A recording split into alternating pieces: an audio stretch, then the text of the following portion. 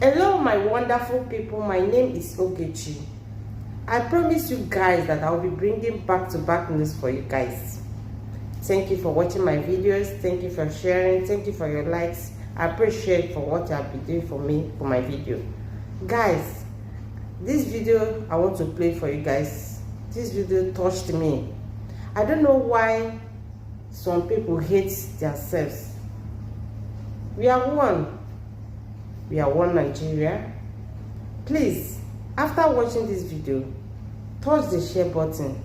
Share it as many as. Please, let's watch the video. Thank you so much. Hello, my name is Magnus Soraka. I'd like to say something that is of utmost importance to all of us in Nigeria. The videos that came in from different angles yesterday to my channel were not pleasing at all, particularly the videos that came in from Lagos. I did not, in fact, like the sheer blatant display of hatred to the Igbo people.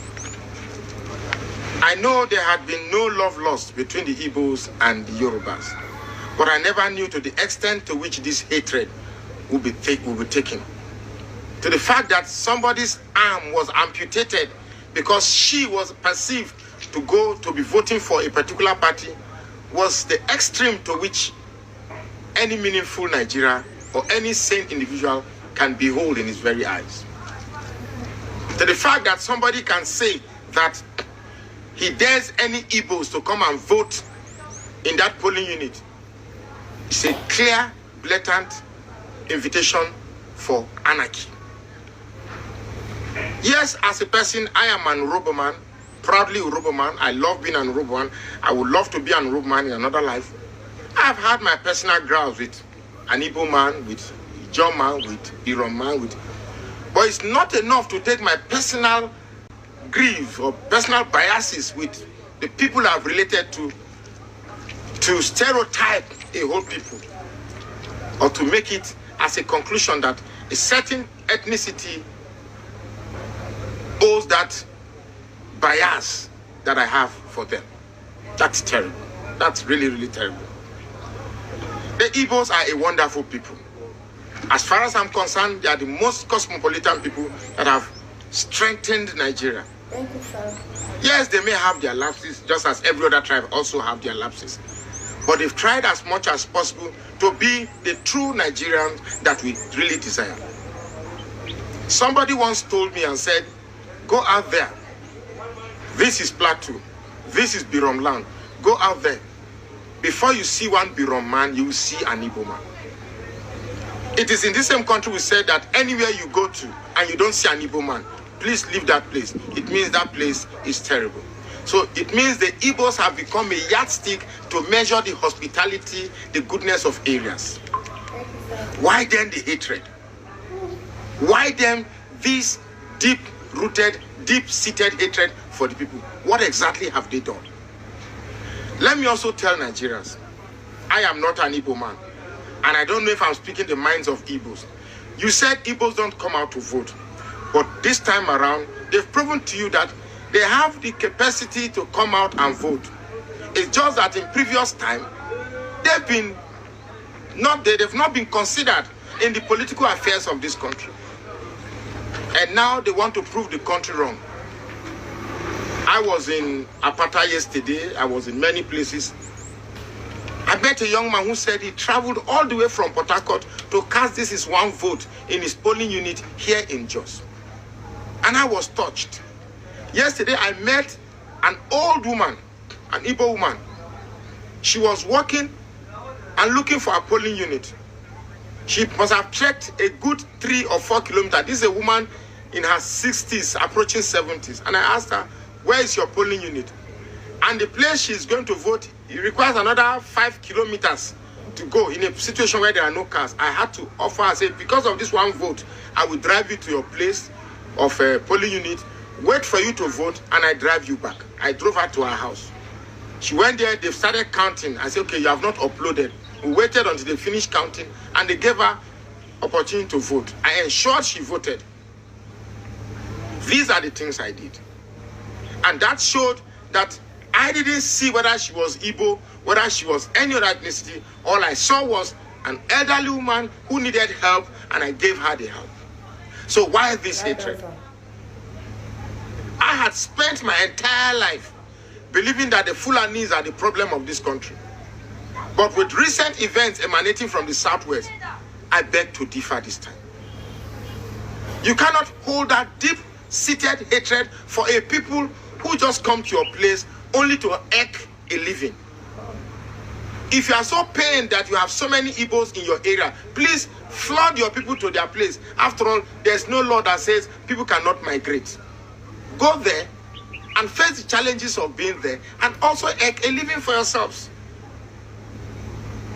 It is sheer extreme to amputate a woman's hand because she wants to vote for. We have not got, this is not Rwanda. This is not Sudan. This is Nigeria. I grew up believing that Nigeria has a highest form of civility above other countries in Nigeria. But with what I've seen yesterday, we are way far from civility. We are the most cruel, most barbaric set of human beings that have displayed themselves in recent time, and particularly in Lagos. Jagaban, you said you own Lagos. You said Lagos is yours. You are popular in Lagos. You are the city boy. If indeed you are the city boy, why use thugs to shape your status as the city boy in Lagos? Why not put your popularity to test in a free and fair exercise and see if your days of city boys still holds ground, or a new city boy is in town, and that's Peter Obi. I do not like the treatment being meted on the Igbos in Lagos. Never, and I totally condemn it. If this country must remain one, we must tolerate every other people that comes to stay in our places. That is why we are called One Nigeria. To conclude this video, however, I must say this, that this 2023 election is perhaps the last string of faith that the Igbos will have in this country. This 2023 election is the last string of faith or hope or confidence the Igbos will have in this country.